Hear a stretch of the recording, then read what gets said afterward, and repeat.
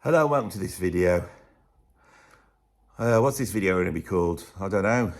It's going to be called 10 albums that I bet you never thought were in my collection.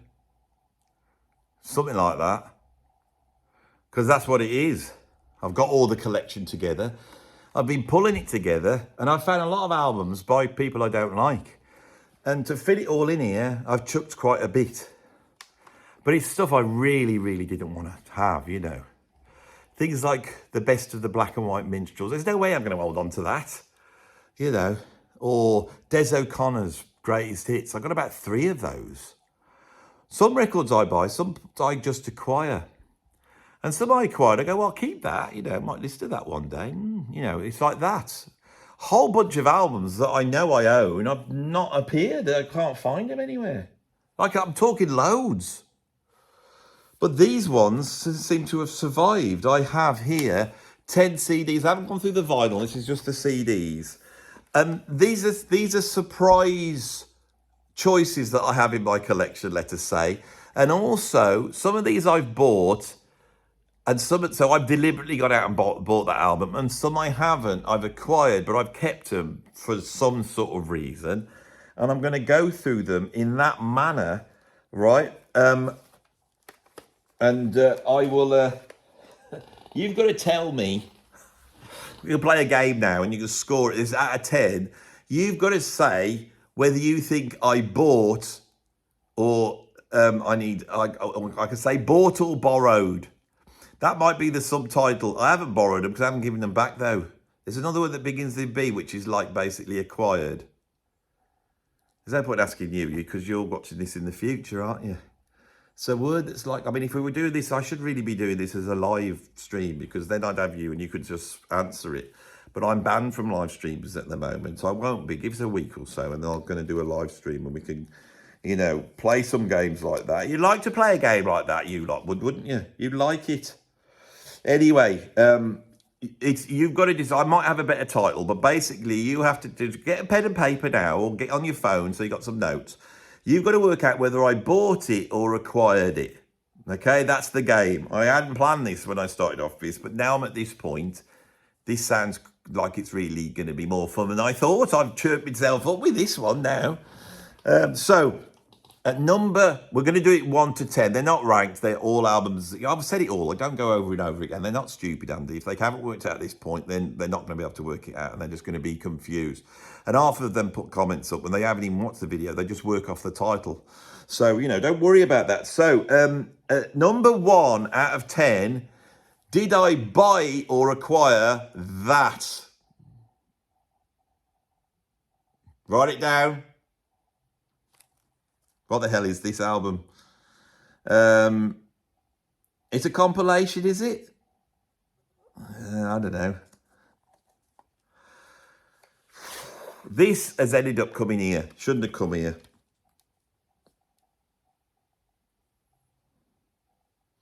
This looks like a reissue of an album that was made in... I don't know what we've got. You're shouting at me, the Ramones fans, aren't you? Right, what is this album? There's a load of writing. I'd have to read it. There's a lot of stuff going on. How can they... I mean, look at the state of them. Look at that.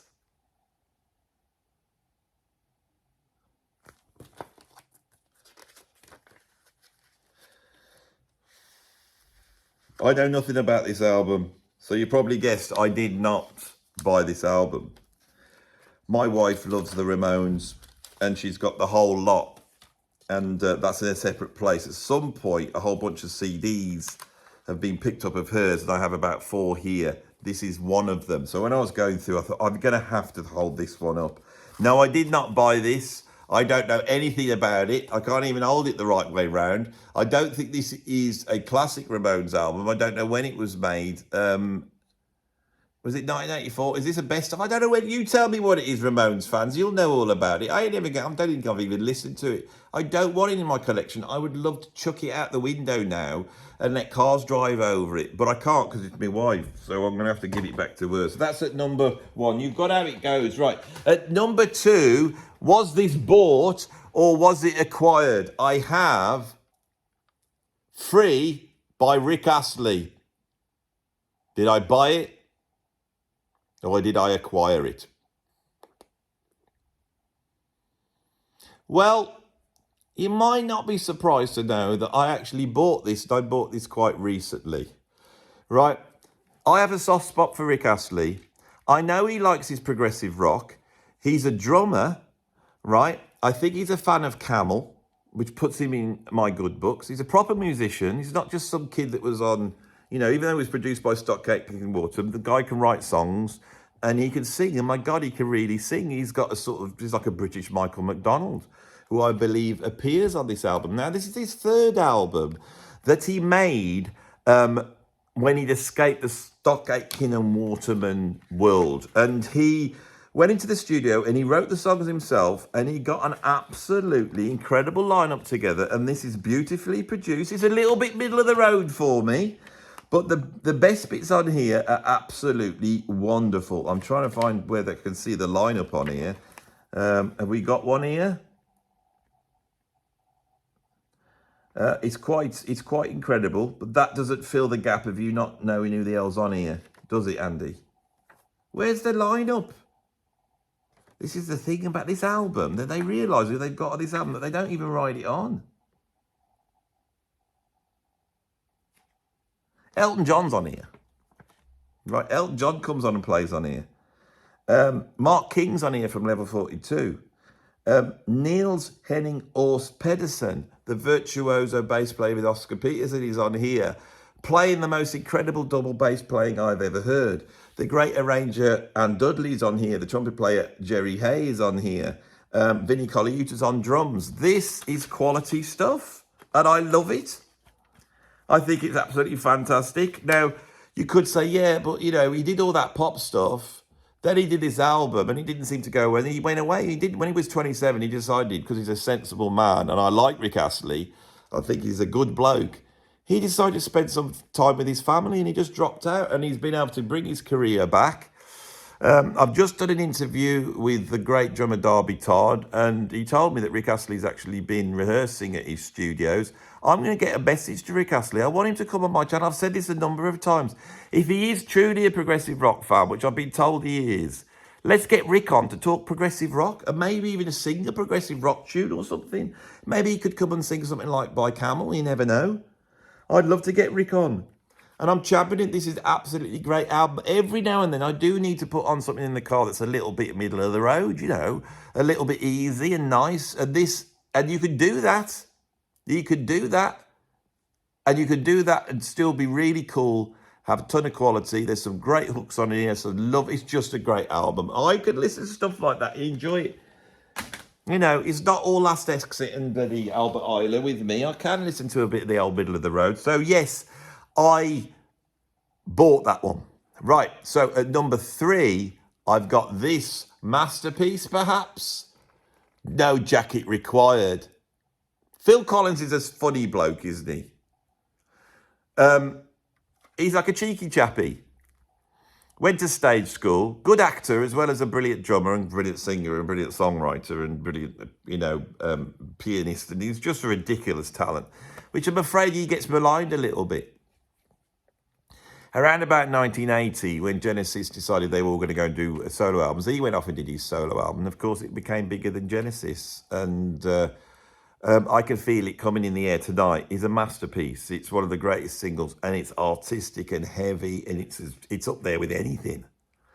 And then Phil Collins then goes back into the studio, makes another album along similar lines, but he does a bit of a jokey thing, because us proggers, we can have a joke. We've seen Nick with ELP, and, you know, and he does that You Can't Hurry Love, which he goes back to the music he loves, and he recreates them very well, does it really well.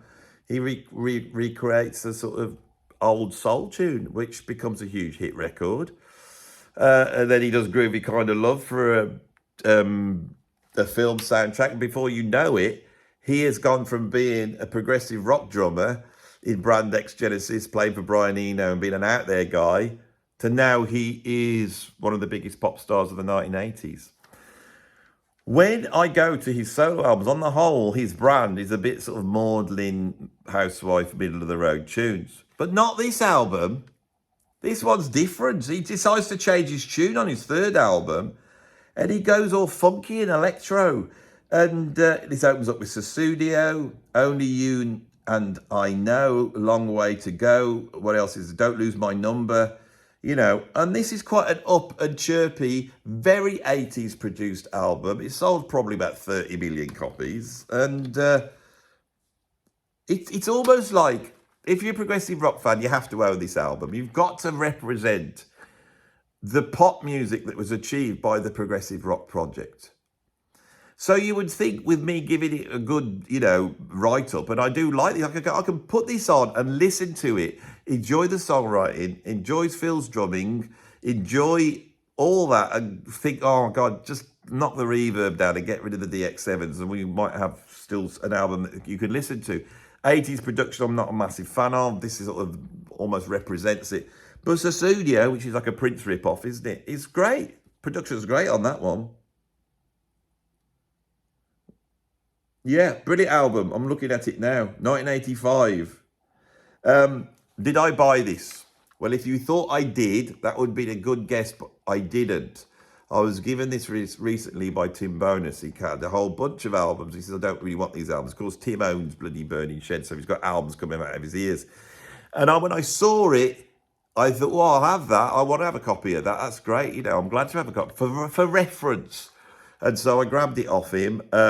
But I wouldn't have bought it. I've acquired it. So you can now put that score down. And that was number 3. What have I got as number 4? And number 4, I have this. Amy Winehouse. The classic Back in Black, which I believe is her second album. Amy Winehouse was an incredible singer. She came along at a time when girl singers sounded a little bit cheesy and poppy. You'd had your Britney Spears, Christina Aguilera's, Mariah Carey's. All those people had come out. They're all great singers. She came back and went right back to the jazz, right back to Frank Sinatra, right back to Billie Holiday, right back to Ella Fitzgerald. And her first album is, I would say, is a pop jazz album with heavy singing on it. It's called Frank. It's named after Frank. Then she meets this production team, Mark Ronson and Salam Remy. Those are the 2 producers on this. And they change her sound and they go for a sort of 1960s sound, which really works. She writes a whole bunch of hit records and this becomes the biggest album of the time, you know. #1 album, we've got hit records on here. So it's really great. Amy came along and changed popular music, not just in this country, but she brought in a whole bunch of singers. The labels then signed Duffy and they signed Adele. And the one that came out and won out was Adele. But the originator was Amy Winehouse. I've got a lot of respect for her. She was a genius and she was a troubled genius. And by the time she was 27, she was dead from alcohol abuse. Before that, she'd sang with Tony Bennett. She was a proper jazz singer. She was the real deal. I know, I had a story of somebody who was working on the London big bands, the youth big bands, and she came in as a kid and said, can I get up and sing? And they said, well, there's a queue and we've got a singer. And she said, well, can I just have a go? And they said she got up, sang, and the whole room just, the jaws hit the floor.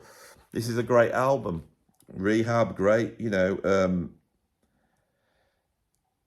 Me and Mr. Jones, Just Friends, Back to Black. Right, I'm reading these titles out. I don't know them that well. Great album, great artist, and a sad story. Did I buy this one? No, I didn't buy it. It's the other one of my wife's that's got into my collection that I've got to give her back. But unlike the Ramones, I don't want to give this one back. I might stick this in the car and give it a few listens, you know. Absolutely wonderful stuff. Right, what have we got next on the list? This is a weird one. So at number 5 on my list of things that shouldn't be in my collection, I've got this fellow, Robbie Robertson. Now, Robbie Robertson was the late great singer of the band, The Band. Now, I have gone on at great length about how much I hate the film The Last Waltz. I don't care whether you like it. I don't like it. It's just boring. It's a whole bunch of boring songwriters strumming through 3 chords. It never got off the ground. And we're supposed to love it all. And then Van Morrison comes out and he's rubbish as well. right? And I'm not into all that Americana singer-songwriter. So I'm just not into it. So why the hell would I have a Robbie Robertson album? Why would I have one? Why? What do you think? Have I bought this or not? And he's like acting like he hasn't bought it. That could be a double bluff. Maybe he has bought it and he's trying to make us. But I'm gonna say he's bought it. But oh no, look at him now. Now he's telling us about the double bluff. So now he's exposed me to the double bluff. Perhaps he's triple bluffing now, or perhaps he was double bluffing. Oh, I'm confused now. And so you should be. Because the answer is even weirder than you think. Okay? This CD came out in 1987.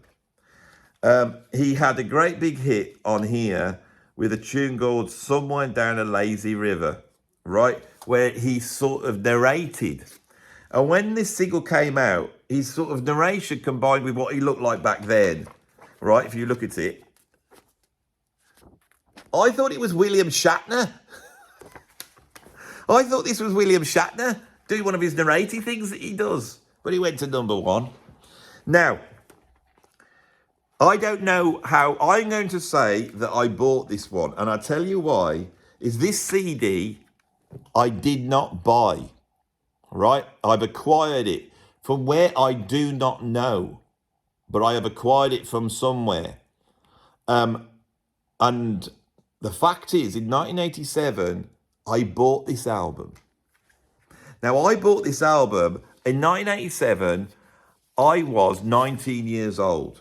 And I was into my drumming, all right? And, of course, on here we have no lineup because it's a bloody CD. It doesn't say who's on the album. But at this point, I was buying every single album that Terry Bozzio was on.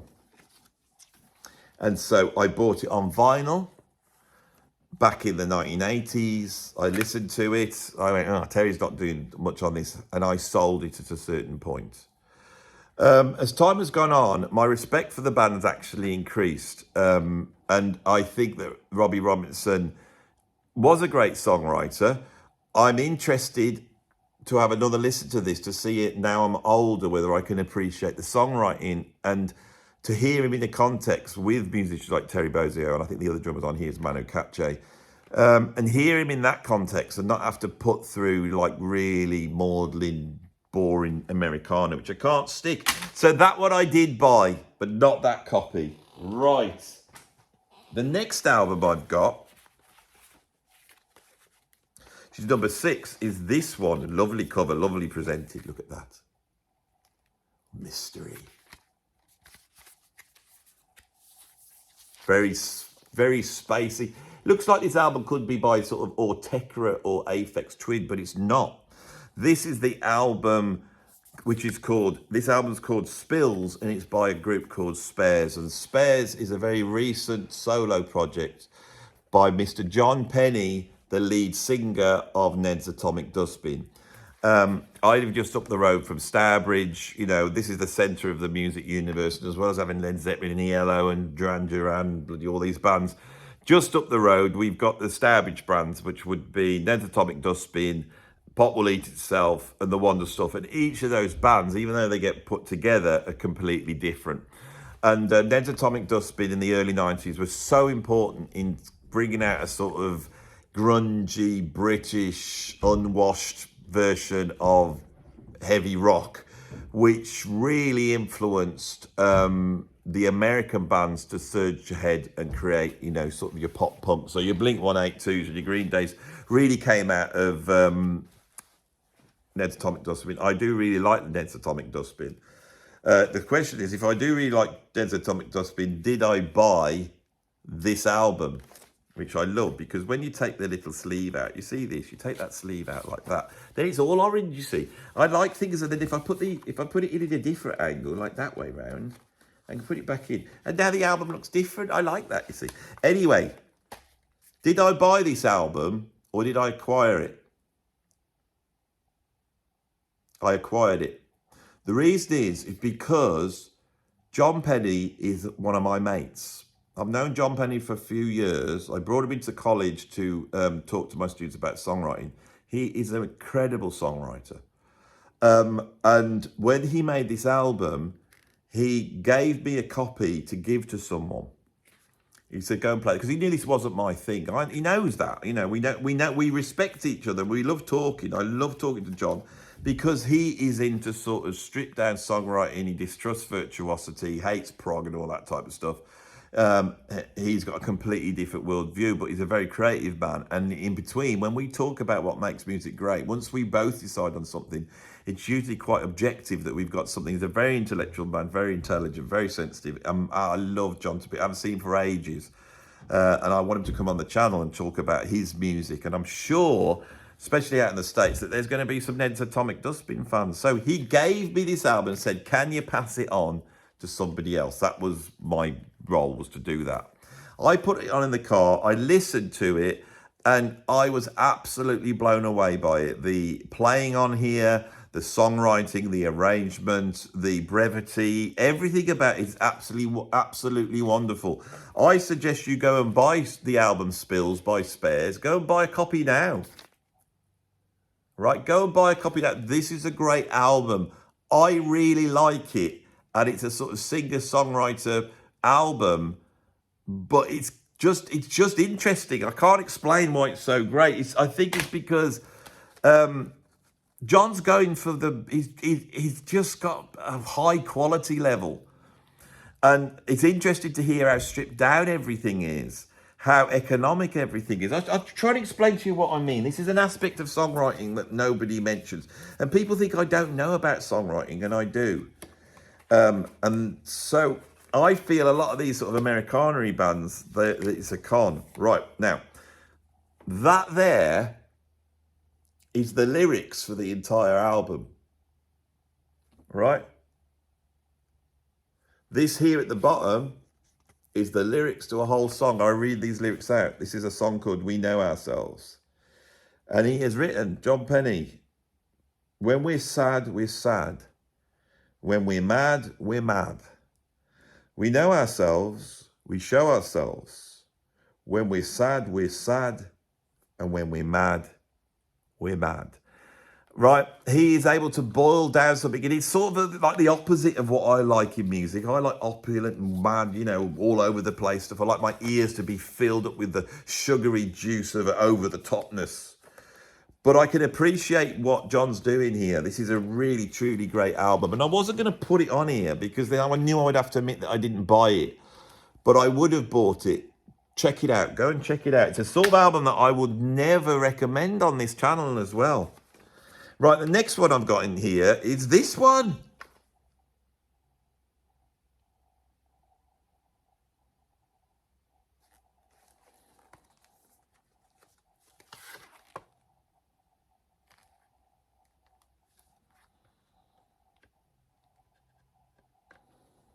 Wow. Ed Sheeran's debut album. Came out in 2011. Can you believe Ed Sheeran has been around now for 14 years? That's mad. That's just mad. You see him as a new artist, but he's not, is he? He's been around for ages. This is the album. This is the one with the A-Team on it. That was the first time I heard Ed Sheeran, was when the A-Team came out. One of my students played it to me in 2011. And I listened to it and I thought, all right, not my thing. Did I buy this album? Well, again, I bought this. I did buy this album, but I bought it for one of my kids, right? And they had it. And around that time, I was going to do a drum clinic.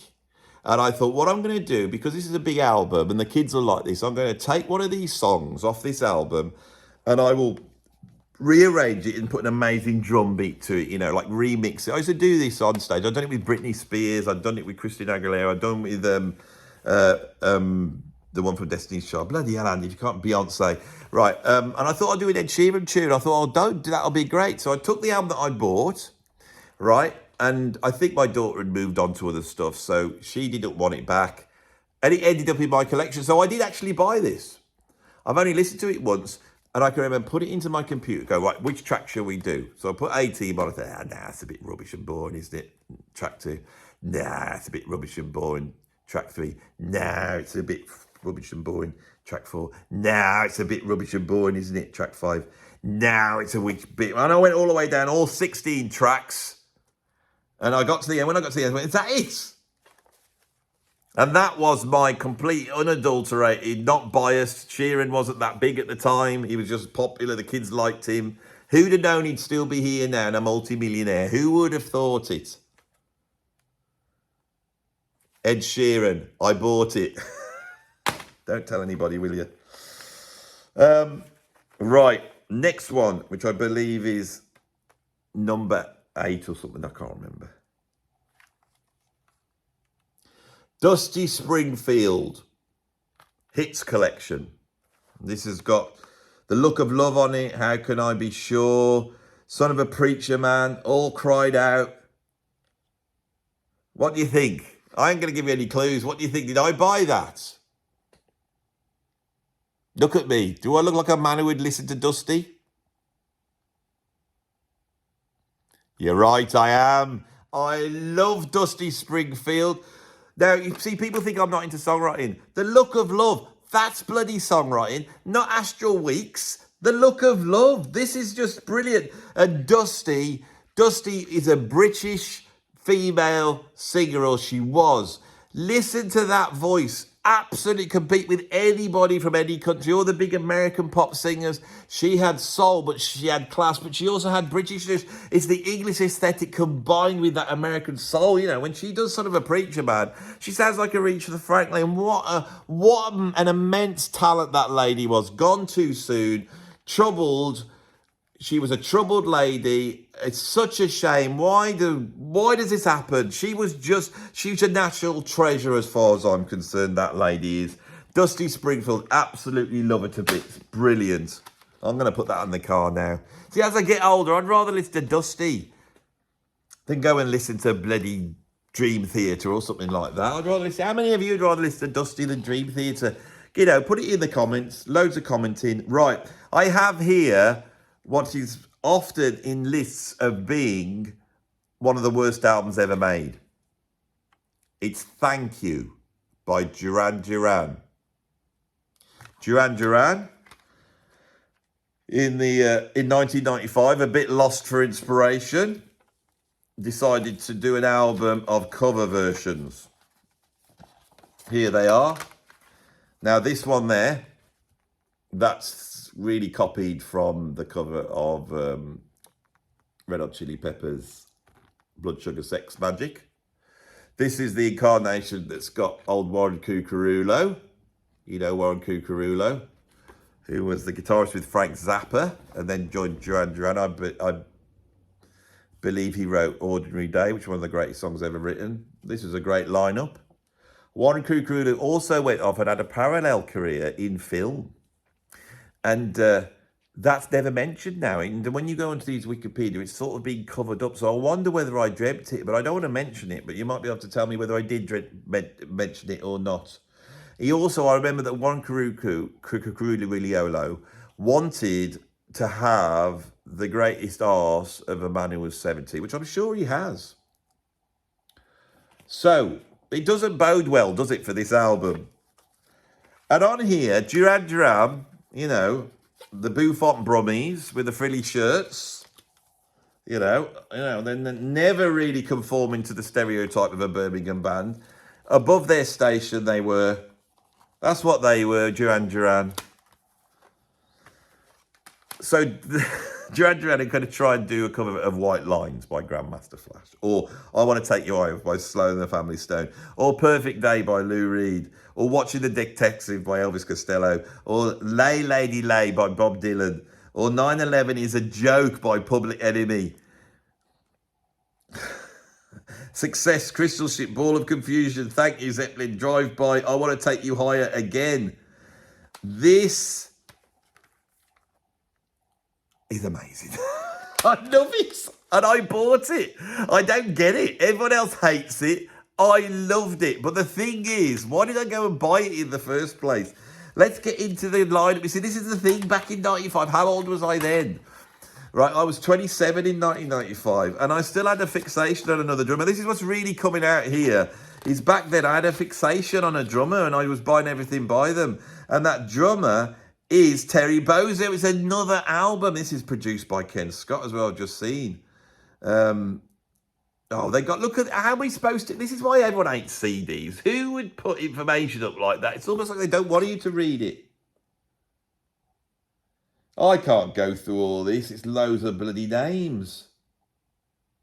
Terry Bozzio is on track 7, 10 and 11. Steve Ferroni, another great drummer, is on 1 and 8. Roger Taylor is actually on tracks 3 and 4. And Abe Laboriel Jr. is on 5 and 12. And Anthony J. Rester. There's a whole bunch of drummers on here.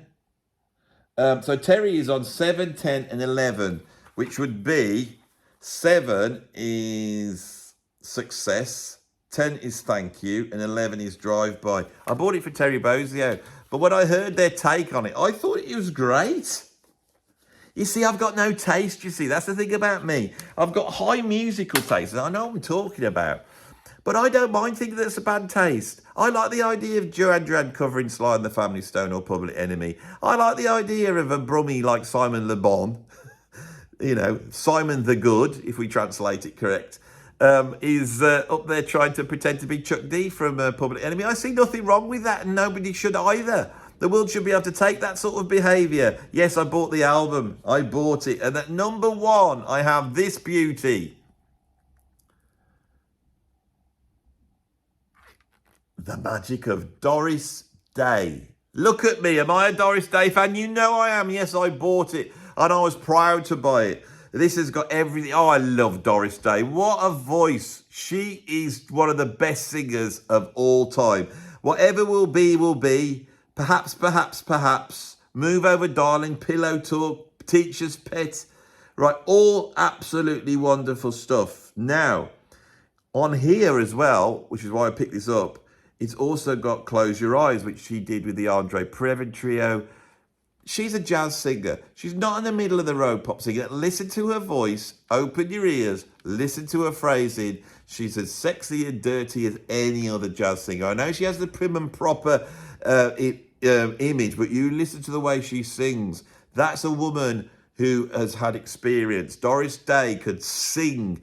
She was beautiful. She could dance and she could act good enough to be in a Hitchcock film. Doris Day was the business. She's the greatest. Forget about your Van Morrisons and your Lou Reeds and your bloody Ramones and your Neil Youngs and all these things that people champion as though they're absolutely wonderful. No, where's the talent? It's people like Doris Day. And Doris Day could sing a song. Bloody hell, could she sing a song? The Deadwood Stage gone from all over the... She could do that as well. She could deliver that. She was something else. We got a photograph. It's so beautiful as well. One of the most beautiful women, I think. I just love Doris Day. And in this album, they haven't bothered. It's bloody some cheap best of, isn't it? Haven't even got a picture of her. What a load of rubbish that is. So that was 10 albums that I own. This has been in the car. That's what happens when a CD goes in the car. This one's been played. It's falling apart. Right? CDs. They sound better than albums. Don't care what anyone says. And they're more durable.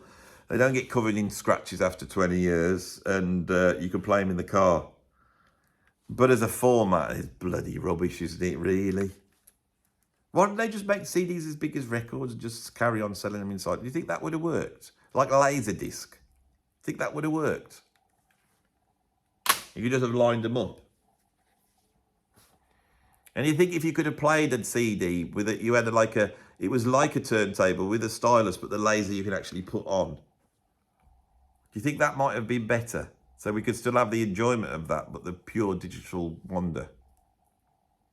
I mean, scratch DJs now, they have things you can put CDs on and scratch. They can do it, so you could have done it. But CDs are too small. If you're buying an album, you're buying an embodiment of the album in a material world. And if you're buying an album, the album needs to represent something, doesn't it? It needs to, if you've bought like bloody Chico Hamilton, Eric Dolphy, look at that. You want something like that. That is an album. I own this album. This one's great. Look, it's got a window. Chico's got a window. I can open it up and it's inside surrounded by words, and then I can close it back up and you can still look out. Yeah, Chico says, I like that, Andy. I'm glad you could do that. I don't like when they close the record and I can't see anything. That's what Chico says. Anyway, that's the end of the video. A shorter one than I normally do. Didn't have much to say about that. I hope you enjoyed that. Bit of fun, wasn't it? I think so. Thanks for watching. See you on the next one.